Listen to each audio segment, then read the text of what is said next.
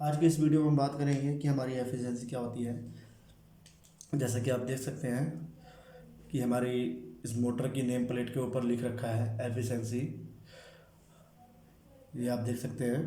तो इसका मतलब क्या होता है? इसका मतलब ये होता है कि हमने मोटर को कितनी बिजली दी और उसने कितनी यूज़ की। जैसे कि मान लीजिए हमने किसी को 10 रुपये दिए, एग्जाम्पल के तौर पे हमने किसी को 10 रुपये दिए और उसने 8 रुपये की कोई चीज़ खरीदी। बीच में उसने 8 रुपये सिर्फ खर्च किए, 2 रुपये उसने अपने पास रख लिए। तो जो उसने खर्च किए, ये जो खर्च किया मतलब यूज़ में लिया उसने, ये यूज़ में लिया, तो इसको हम एफिशिएंसी कहेंगे। ठीक है।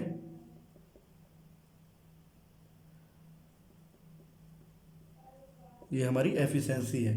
इसी तरह मोटर में भी होता है कि हम उसको कितनी पावर दे रहे हैं और वो कितनी पावर ले रहा है और हमें कितनी पावर वापस कर रहा है। ठीक है। अब एफिशिएंसी को हम मोटर में पता कैसे कर सकते हैं? एफिशिएंसी को मोटर में पता करने के लिए हमें हमें पता होना चाहिए। देखिए ये हो गया हमारा किलोवाट। हमें किलोवाट पता होना चाहिए। ठीक है। हमें एम्पेयर पता होना चाहिए, मोटर कितना एम्पेयर ले रही है। ठीक है। उसका वोल्टेज पता होना चाहिए।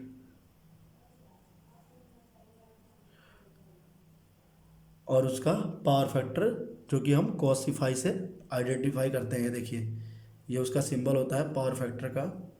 पावर फैक्टर क्या होता है इसके बारे में मैं एक वीडियो बनाने वाला हूँ जल्द ही। फिलहाल के तौर पे आप समझ लीजिए कि किसी भी मोटर का पावर फैक्टर 0.8 होता है या 0.9 होता है। हम 0.8 लेकर चलते हैं, ये जनरल होता है। आमतौर पे 0.8 ही देखा जाता है ज़्यादातर।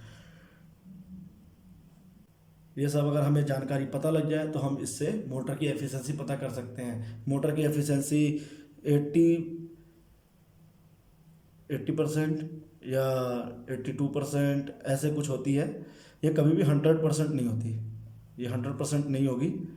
जितनी भी मोटरें होती हैं 80 से लेके 90-95 के बीच में होती हैं। 90-95 के बीच में ही होती है, इससे ज़्यादा नहीं हो सकती, ना इससे कम होनी चाहिए। इससे कम होगी तो मोटर हमारी अब बढ़िया चलती नहीं है, उसकी लाइफ ज़्यादा दिन की रहती नहीं है। अगर हमको अपनी मोटर की लाइफ ज़्यादा बढ़ानी है तो हमें बढ़िया एफिशिएंसी की मोटर लेनी चाहिए। जितनी ज़्यादा वो बिजली खपत कर पाएगी, वेस्ट नहीं करेगी, उतनी बढ़िया हमारी मोटरें चलती हैं। जैसा कि मैंने आपको कहा कि हमें कुछ जानकारियाँ चाहिए होंगी, किलोवाट, एम्पेयर, वोल्ट, कोसिफाई, ये सब हमें जानकारियाँ चाहिए होंगी। तो मान लीजिए मैं एग्जाम्पल के तौर पर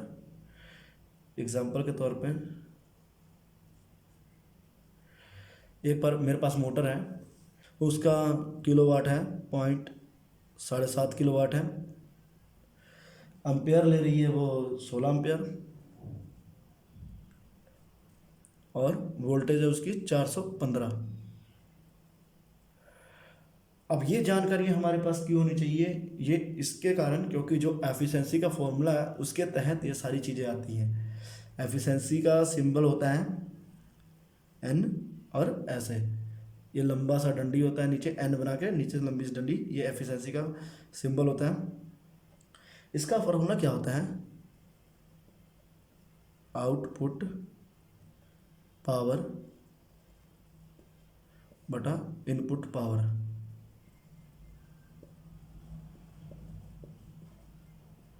equal to 100, sorry not equal to, multiply 100%। Percentage नहीं लगाएंगे हम, ये एक तरह से परसेंटेज निकालने के बराबर ही है। जैसे हम मार्क्स वगैरह आते थे स्कूल में तो हम उसका परसेंटेज निकालते थे, उसी तरह ये होता है। बस हमें ये फिल करना आना चाहिए। ये जो आउटपुट पावर है और इनपुट पावर, आउटपुट पावर इसमें किसको कहा जाता है? ये किलोवाट जो है ना, ये किलोवाट, इसको आउटपुट पावर पावर कहा जाता है। तो आउटपुट पावर में हम भर देंगे किलोवाट। अब किलोवाट को कभी भी अगर पावर के तहत भरना है तो इसको किलोवाट में नहीं भरेंगे, हम इसको हमेशा वाट में भरेंगे। इसको हमेशा हम वाट में भरेंगे। अब वाट में इसको कैसे कन्वर्ट करेंगे? वाट में कन्वर्ट करने के लिए हमें इसे 1000 से मल्टीप्लाई कर देना होगा। ये ऐसा क्यों? क्योंकि 1000 वाट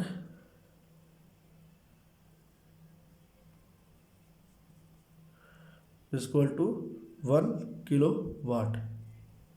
ठीक है। तो इसीलिए हम इसको 1000 से मल्टीप्लाई कर देंगे।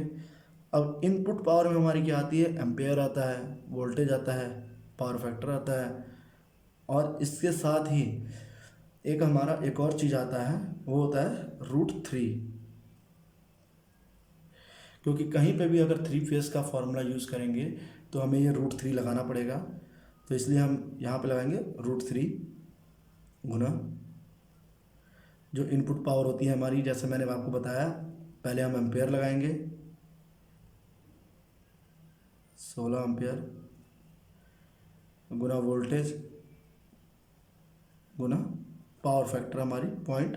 ये सारी चीज़ें हमने भर ली, इक्वल टू ये हमारा इससे मल्टीप्लाई किया तो हमारा आ गया 7500। हमने इनको आपस में मल्टीप्लाई कर, इन तीनों को हमने, चारों को हमने आपस में, ये हमारा एम्पेयर है, ये हमारा वोल्ट है, और ये हमारा पावर फैक्टर है। ठीक है, तो ये आप फार्मूला लिख सकते हैं जिससे कि आपको एफिशिएंसी पता करने में आसानी रहेगी। अब इसके नीचे आ गया हमारा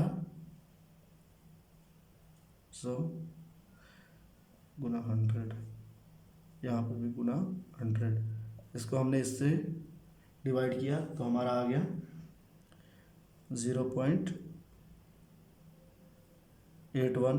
अब हम इसको इससे मल्टीप्लाई करेंगे 100 से,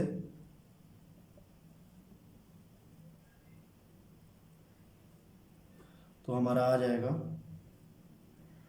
81%। यानी हमारी जो ये मोटर है इसका ये एफिशिएंसी है, ये इतनी हमारा आ गया 81% एफिशिएंसी। अब इसका मतलब क्या हुआ कि इसमें से 19% ये वेस्ट हो रहा है,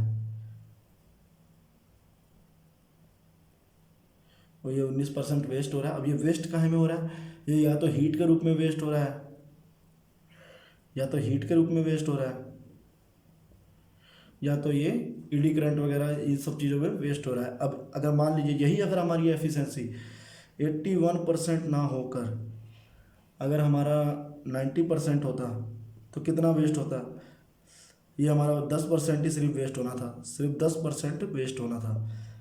जितनी ज़्यादा एफिशिएंसी की हम मोटर लेंगे उतनी ही कम हमारी बिजली बर्बाद होगी।